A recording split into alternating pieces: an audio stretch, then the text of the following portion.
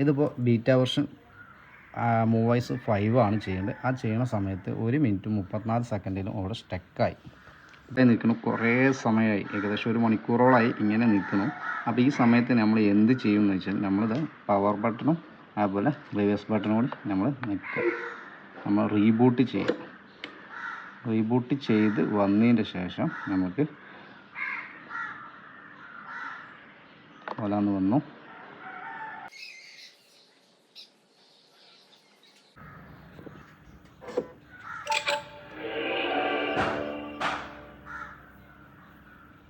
അതിന് ശേഷം നമ്മൾ വീണ്ടും നമ്മളിത് ഓപ്പൺ ചെയ്യുക. നമ്മൾ സെറ്റിങ്സ് പോവുക, നമ്മളെ സോഫ്റ്റ്വെയർ അപ്ഡേഷൻ എടുക്കുക. അപ്പോൾ അത് പഴയ പോലെ തന്നെ നമ്മൾ ഫസ്റ്റ് തൊട്ട് സ്റ്റാർട്ട് ചെയ്യും.